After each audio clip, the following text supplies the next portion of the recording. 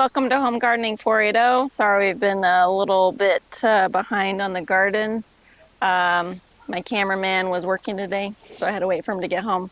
But I did start to do a little bit of prep of this end of the bed. Last year I planted the garlic in rows along the sides of the bed, along the whole way. This year I decided I wanted to just do one section, kind of make it a block.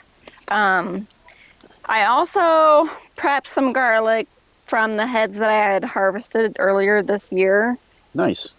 So I did a little experiment. This half I soaked in water and baking soda. Which half? This half here. Okay. And that half I did not soak. So there was some people saying, yes, soak your garlic before you plant it. So I was like, okay, well, I'll give it a shot. I did watch another video, I don't know who it was, sorry, but he said the bigger the bulb or the clove that you plant, the bigger your head of garlic will be. I can probably attest that's true because the bigger cloves that I planted last time had a lot more foliage, and anything with a lot more foliage had a much bigger bulb. True. So what I did was I peeled all the heads of garlic. I picked the biggest cloves and I selected out 30. And then the rest I peeled and put in the fridge or the freezer. So we have those for, whenever we need to cook with them. But because garlic takes about 7-8 months to grow, wow, takes a while.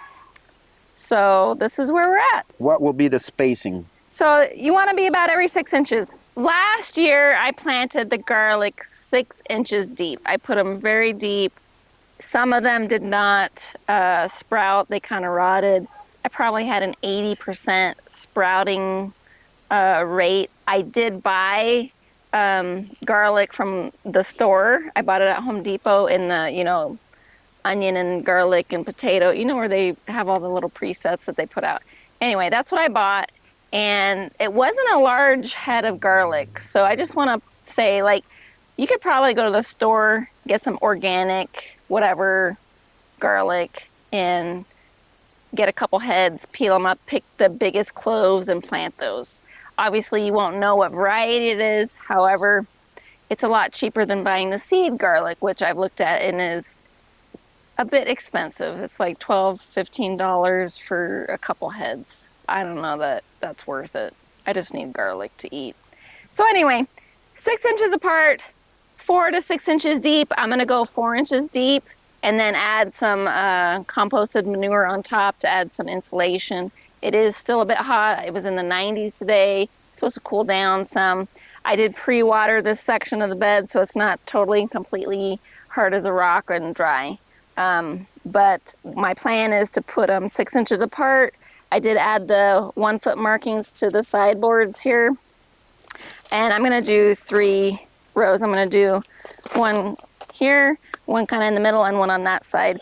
The irrigation line kind of is a little bit off center in this bed, so we'll be able to put the next set kind of in the middle of the row. But I'm gonna offset those a bit, so I'm not gonna have them exactly lined up row by row and column by column, but I'll offset them a bit so they're a bit offset. Anyway, that's what I'm gonna do. I am gonna be using this Espoma Holly Tone.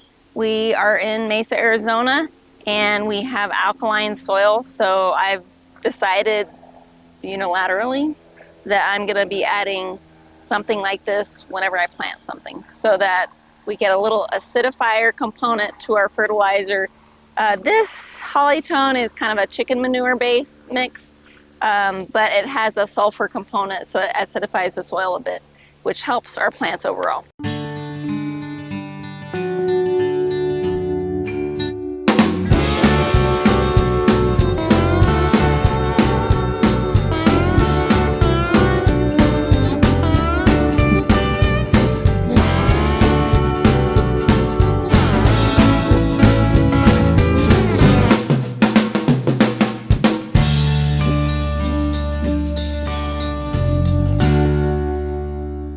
So Osmond wanted me to explain a little bit about what we experienced last year. Last year, I thought it would be good to put the garlic on this row on the outer edges and other plants in between. What happened was, as the garlic ripens and is almost ready to harvest, you want to be able to turn the water off. But we couldn't do that because we had green beans planted here. I decided I'm going to do garlic in a block style planting so that I can turn off these waters or otherwise deal with the watering situation when we're getting ready to harvest, because I want them to dry out. So instead, we're planting them in one section of the bed, kind of in a block format. I can always come and put in between here some flowers or other vegetables. I could probably try onions, but that's what we're going to do this year. Also, I am going to plant the ones that I pre-soaked, the cloves that I pre-soaked closest to me at this end, and the ones that have not been pre-soaked on that end, so that we can do our own experiment and find out if it made a difference. As you can see, these are the ones that I soaked. I soaked them in water with maybe a tablespoon of baking soda. These ones are not soaked, this half. Also, I want to point out I have my little garden trowel. You can see there's markings on it, 1, 2, 3 inches, 4 inches. I'm going to end up putting my cloves root side down, 4 inches deep. And then we're going to come and we're going to put some compost and manure on top.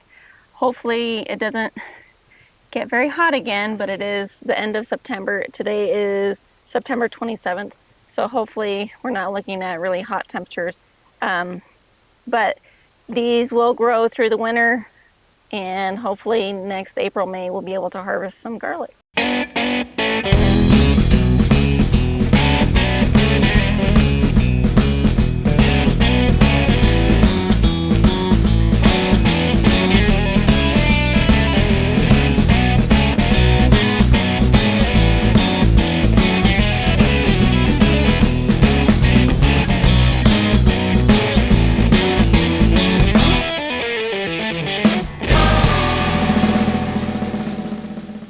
We have planted our garlic cloves.